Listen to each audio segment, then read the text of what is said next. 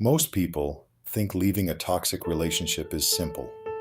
They say things like, why don't they just walk away? Why would anyone stay with someone who hurts them?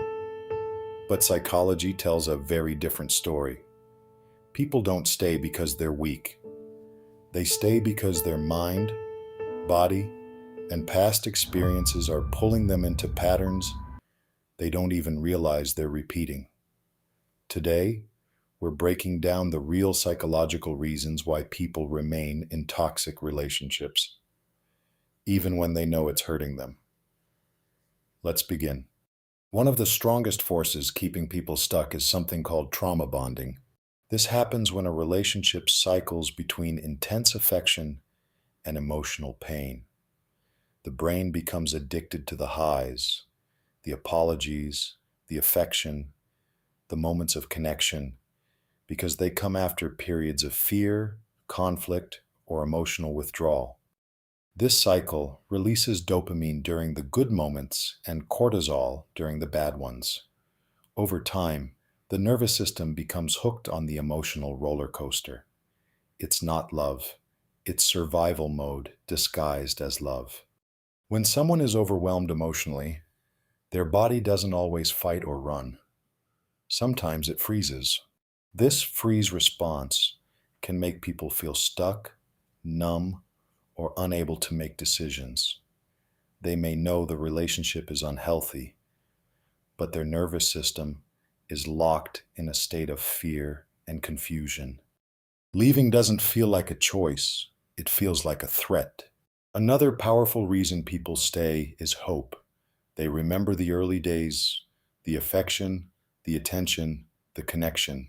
They believe the person they fell in love with is still there, buried under the chaos. They think, if I love them enough, they'll change.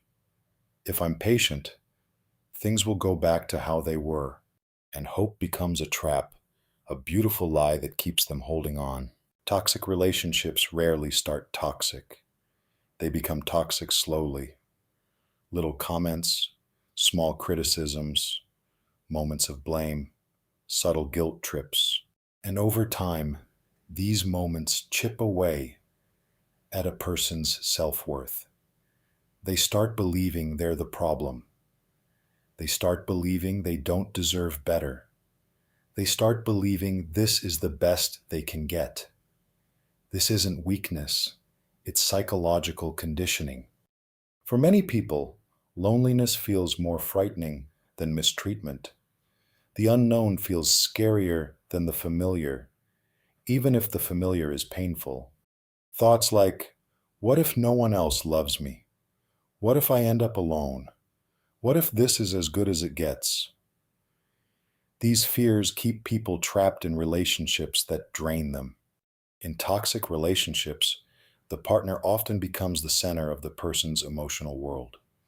Their mood depends on the partner. Their self-worth depends on the partner. Their identity becomes tied to the relationship.